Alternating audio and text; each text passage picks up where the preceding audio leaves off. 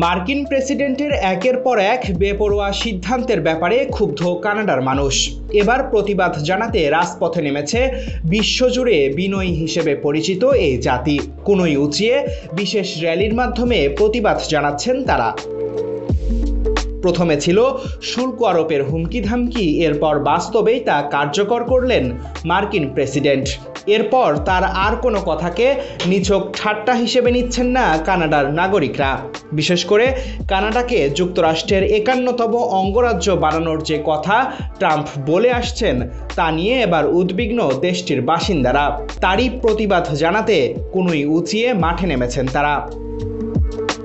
এলবোজ up মূলত hockey খেলার একটি সংকেত, যার অর্থ আমরা পাল্টা আক্রমণের জন্য প্রস্তুত। টি শার্ট, ব্যানার থেকে শুরু করে কানাডার অলিগলি এখন ছেয়ে গেছে এই স্লোগান সংবলিত পোস্টারে। ক্ষুব্ধ কানাডিয়ানদের কেউ কেউ ট্রাম্পকে সাম্রাজ্যবাদী বলে আখ্যায়িত করেছেন। শহরে শহরে আয়োজন করা হচ্ছে ট্রাম্পের বেপরোয়া একরোখা সিদ্ধান্তের প্রতিবাদে বিশেষ র্যালি। শুধু তাই নয়, দেশটিতে ব্যাপকভাবে বয়কট করা হচ্ছে মার্কিন পণ্য। বিভিন্ন দোকান থেকে সরিয়ে ফেলা হচ্ছে যুক্তরাষ্ট্রের খাবার, পানীয়, অ্যালকোহল সহ অন্যান্য ভোগ্যপণ্য। এমনকি যুক্তরাষ্ট্রে ভ্রমণও বাতিল করছেন কানাডিয়ানরা।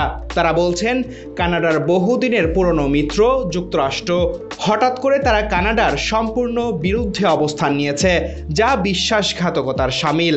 আর এই বিশ্বাসঘাতকতা কোনোভাবেই মেনে নেবেন না তারা। গত শুক্রবার নতুন প্রধানমন্ত্রী মার্ক কার্নির কাছে দায়িত্ব হস্তান্তরের সময় সদ্য সাবেক প্রধানমন্ত্রী জাস্টিন ট্রুডোর কণ্ঠেও উচ্চারিত হয় এলবোজ আপ। বলেন, যতদিন সম্ভব কূটনৈতিক দিয়েই সমাধান চায় কানাডা, কিন্তু প্রয়োজনে লড়াই করতেও প্রস্তুত তারা। Desk report, news now 24।